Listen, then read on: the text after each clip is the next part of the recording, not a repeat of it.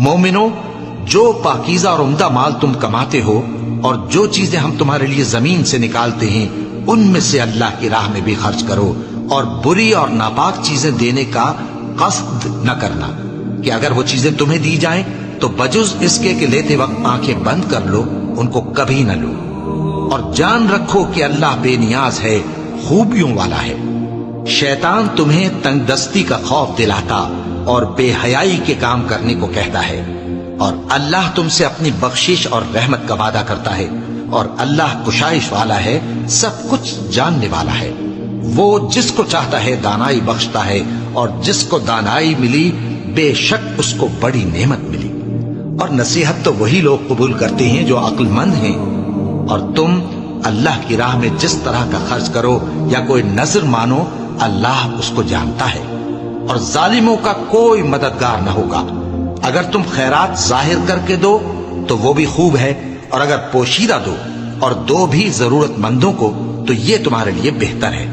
اور اس طرح کا دینا تمہارے گناہوں کو بھی دور کرے گا، اور اللہ کو تمہارے سب کاموں کی خبر ہے۔ اے نبی صلی اللہ علیہ وآلہ وسلم، تم ان لوگوں کی ہدایت کے ذمہ دار نہیں ہو، بلکہ اللہ ہی جس کو چاہتا ہے ہدایت بخشتا ہے۔ اور مومنو، تم جو مال خرچ کرو گے تو اس کا فائدہ تمہیں کو ہے، اور تم تو جو خرچ کرو گے اللہ کی خوشنودی کے لیے کرو گے، اور جو مال تم خرچ کرو گے وہ تمہیں پورا پورا دے دیا جائے گا اور تمہارا کچھ نقصان نہیں کیا جائے گا۔ اور ہاں، تم جو خرچ کرو گے تو ان حاجت مندوں کے لیے جو اللہ کی راہ میں رکے بیٹھے ہیں اور ملک میں کسی طرف جانے کی طاقت نہیں رکھتے اور مانگنے سے آر رکھتے ہیں، یہاں تک کہ نہ مانگنے کی وجہ سے ناواقف شخص ان کو تونگر خیال کرتا ہے، اور تم قیافے سے ان کو صاف پہچان لو کہ حاجت مند ہیں، اور شرم کے سبب لوگوں سے منہ پھوڑ کر اور لپٹ کر نہیں مانگ سکتے۔ اور تم جو مال خرچ کرو گے کچھ شک نہیں کہ اللہ اس کو جانتا ہے۔ جو لوگ اپنا مال رات اور دن اور پوشیدہ اور ظاہر اللہ کی راہ میں خرچ کرتے رہتے ہیں، ان کا صلہ ان کے پروردگار کے پاس ہے، اور ان کو قیامت کے دن نہ کسی طرح کا خوف ہوگا اور نہ غم۔ جو لوگ سود کھاتے ہیں وہ قبروں سے اس طرح حواس باختہ اٹھیں گے جیسے کسی کو جن نے لپٹ کر دیوانہ بنا دیا ہو، یہ اس لیے کہ وہ کہتے ہیں کہ سودا بیچنا بھی تو نفع کے لحاظ سے ویسا ہی ہے جیسے سود لینا، حالانکہ سودے کو اللہ نے حلال کیا ہے اور سود کو حرام۔ تو جس شخص کے پاس اللہ کی نصیحت پہنچی اور وہ سود لینے سے باز آ گیا تو جو پہلے ہو چکا وہ اس کا، اور قیامت میں اس کا معاملہ اللہ کے سپرد۔ اور جو پھر لینے لگا تو ایسے لوگ دوزخی ہیں کہ ہمیشہ دوزخ میں جلتے رہیں گے۔ اللہ سود کو نابود یعنی بے برکت کرتا اور خیرات کی برکت کو بڑھاتا ہے، اور اللہ کسی ناشکر گناہگار کو دوست نہیں رکھتا۔ جو لوگ ایمان لائے اور نیک عمل کرتے اور نماز پڑھتے اور زکوٰۃ دیتے رہے ان کو ان کے کاموں کا صلہ اللہ کے ہاں ملے گا، اور قیامت کے دن ان کو نہ کچھ خوف ہوگا اور نہ وہ غمناک ہوں گے۔ مومنو، اللہ سے ڈرو، اور اگر ایمان رکھتے ہو تو جتنا سود باقی رہ گیا ہے اس کو چھوڑ دو۔ پھر اگر ایسا نہ کرو گے تو تم اللہ اور اس کے رسول کی طرف سے اعلان جنگ سن لو، اور اگر توبہ کر لو گے اور سود چھوڑ دو گے تو تم کو اپنی اصل رقم لینے کا حق ہے، جس میں نہ اوروں کا نقصان اور نہ تمہارا نقصان۔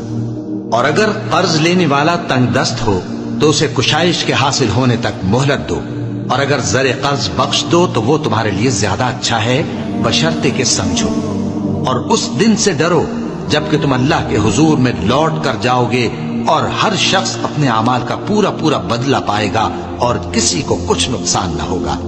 مومنو، جب تم آپس میں کسی میعاد معین کے لیے قرض کا معاملہ کرنے لگو تو اس کو لکھ لیا کرو، اور لکھنے والا تم میں کسی کا نقصان نہ کرے بلکہ انصاف سے لکھے۔ نیز لکھنے والا جیسا اللہ نے اسے سکھایا ہے لکھنے سے انکار بھی نہ کرے اور دستاویز لکھ دے، اور جو شخص قرض لے وہی دستاویز کا مضمون بول کر لکھوائے، اور اللہ سے کہ اس کا مالک ہے خوف کرے، اور زر قرض میں سے کچھ کم نہ لکھوائے۔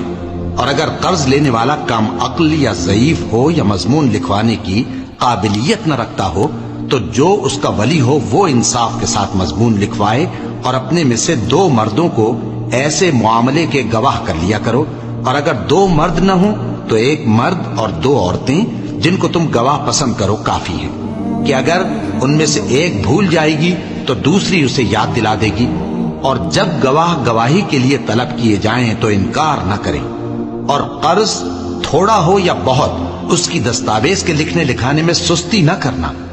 یہ بات اللہ کے نزدیک نہایت قرین انصاف ہے، اور شہادت کے لیے بھی یہ بہت درست طریقہ ہے۔ اس سے تم کو کسی طرح کا شک و شبہ بھی نہیں پڑے گا۔ ہاں، اگر سودا دست بدست ہو جو تم آپس میں لیتے دیتے ہو، تو اگر ایسے معاملے کے دستاویز نہ لکھو تو تم پر کچھ گناہ نہیں۔ اور جب خرید و فروخت کیا کرو، مثلا زمین جائیداد کی، تو بھی گواہ کر لیا کرو،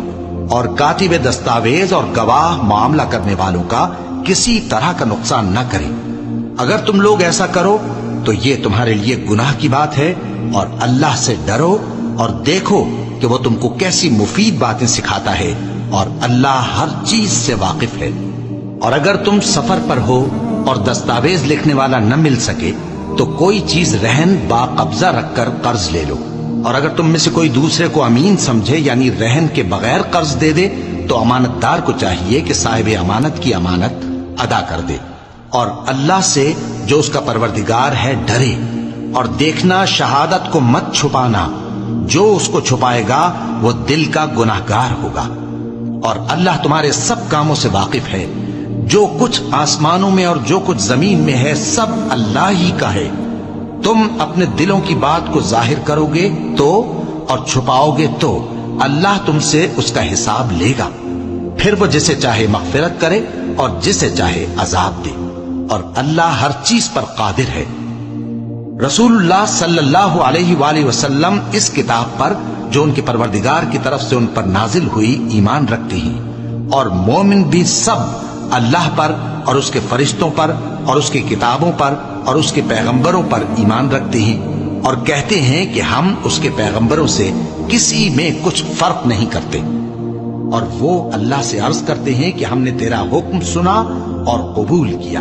اے پروردگار، ہم تیری بخشش مانگتے ہیں اور تیری ہی طرف لوٹ کر جانا ہے۔ اللہ کسی شخص کو اس کی طاقت سے زیادہ کا ذمہ دار نہیں بناتا۔ اچھے کام کرے گا تو اس کو ان کا فائدہ ملے گا، برے کرے گا تو اسے ان کا نقصان پہنچے گا۔ اے پروردگار، اگر ہم سے بھول یا چوک ہو گئی ہو تو ہم سے مواخذہ نہ کیجو۔ اے پروردگار، ہم پر ایسا بوجھ نہ ڈالیو جیسا تو نے ہم سے پہلے لوگوں پر ڈالا تھا۔ اے پروردگار، جتنا بوجھ اٹھانے کی ہم میں طاقت نہیں اتنا بوجھ ہم پر نہ رکھیو، اور اے پروردگار، ہمارے گناہوں سے درگزر کر اور ہمیں بخش دے اور ہم پر رحم فرما۔ تو ہی ہمارا مددگار ہے، سو ہم کو کافروں پر غالب کر۔